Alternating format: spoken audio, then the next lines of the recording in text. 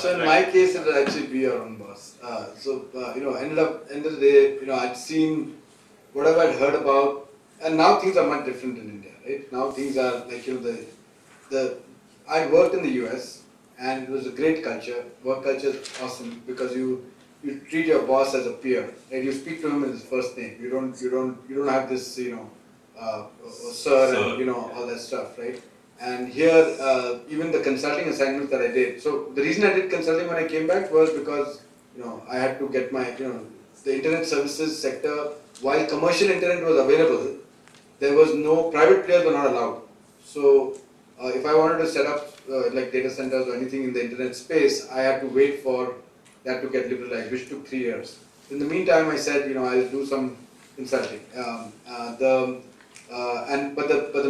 When I saw, even if I did the consulting, I did stuff at Reliance, did some consulting work at BSNL, and the way the bosses were treated and the way the culture was, right, it wasn't really the same as the US. And maybe that's why I never even looked at a job. And even when you were consulting, I think there were other plans to get started on something. Yeah. So just before I started consulting, when I moved back, right, one of the extra at that time, the private players were offering extra 400 email services. So you must be remembering there was a Business India service, there was .NET, and there were 3-4. So I won't name the player. One of them had offered me a partnership to set up to internet enable their service, because the talk of internet coming to India was everybody knew that it was going to come, and so so they wanted me to do that. But when I came back, I found that they had changed their mind. So I suddenly thought I had a joint venture with some company, and when I landed, I realized that they had found somebody else to run their service and didn't want to part with equity, and so then I took it in stride and just decided to start with consulting, and I was lucky that through a friend I got introduced to both Reliance Industries and BSNL. BSNL I got introduced to, they launched their service in August '95. By October '95, they had major crashes in their service. I don't know if anybody remembers at that time. The mail servers would go down, the network would go down and stuff. And then they also wanted to roll out in multiple cities. They started in Bombay. So I was introduced by my friend to one of the GMs at BSNL saying that, look, this guy can fix your problem. So that guy told me that, I've heard many people come to me and say that they can fix my problem. Most of them are just trying to make a fast buck. If you really think you can do it, come. He took me to his his data center, and he asked me to actually look at the configuration of his network equipment, and I actually found some issues and fixed some things, and told him that, look, if you wanted me to, I would be happy to work with them. And so initially, for the first few months, I actually did it free of cost. I mean, I just helped them out, and then they actually converted into a consulting contract. So, if I remember right, the ISP market was thrown open for private players in India only in '98. So when you came back in '95, was it something different that you wanted to get into and set up as a venture? So I wasn't sure. So initially I thought I had a joint venture with someone, right, which would eventually lead in providing internet services whenever it opened out, starting with email service and then into a joint venture. But that just fizzled out. So now I moved bag and baggage. I had nothing to do. I mean, I had no thing. So first 1 or 2 months were a little challenging because I just had to figure out what I should do. And as I said, I got a lucky break in terms of consulting from two of my biggest competitors now, Reliance and Tata's. Reliance set up Reliance Infocom, then the brothers separated. Now it's gone to Anil Ambani. Now Mukesh has got back into so that's one competition. And Tata's acquired BSNL. Tata is my other biggest competition. So I ended up kind of working for them just out of coincidence, right? It was just a coincidence. So, but then a little later, I think it was around late 97, early 98. Actually, I ended up doing just again before internet got privatized with Rajesh Jain. That time, one of the gaps that I found is everybody had these horrible email addresses. Nobody had a companyname.com email address. And so we felt a simple thing would be to just offer a service that allowed people to have a user at companyname.com email address. Now it's, everybody does it. Yeah, but at that time, people had all these weird extra 400 email addresses and didn't have any company identity. So Rajesh Jain of India World and I set up a company called Netcore, which is still in existence. A lot of people must be using email from Netcore even today. We set that up in '97. I think around May, June '98, there was a little bit of a misunderstanding, and so I decided to part ways with Rajesh. We're still very good friends, and I set up Netmagic in '98 July. This was for consulting.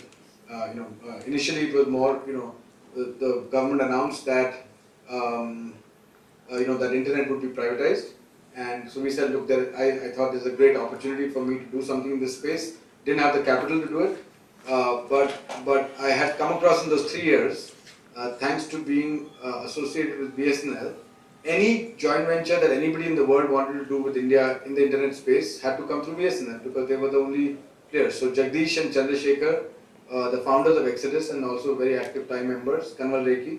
So Kanwal, Jagdish and Chandra basically had, I think Jagdish, they were all part of Exodus, and Jagdish sent a mail to BSNL saying that we would like to Exodus and BSNL to interconnect. And so that mail came to me for feasibility. And I ended up, by then I had figured out, and this is around the time when internet became, just thereafter it became privatized. So by then I figured out that and so we initially we set up, like I was consulting for BSNL, I ended up consulting for SIFI, again my competition now, but SIFI was one of India's first private ISPs, and Hathway Cable in Bombay, they provide cable, internet over cable and stuff like that. And I was corresponding with Jagdish to establish feasibility between connecting, Exodus and BSNL. I then ended up, by then I'd come up with a business plan where I found all the service providers in India at that time were just doing dial-up connections. They really weren't serving while they were doing 64K access to corporate, 64 kilobit lease lines for corporates, but really didn't have the necessary services that a corporate enterprise needs. And I was exposed to that in the US, and also because of interaction with Jagdish and Chandrasekhar.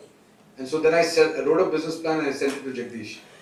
And he told me that, I'm coming to India for a TiE event in Delhi, right? So that's how, TiE helped me in some sense. It was, I think, 98 December or Jan. I know it was foggy because when I came back, I had to stay in Delhi for 2 extra days because I could not get a flight.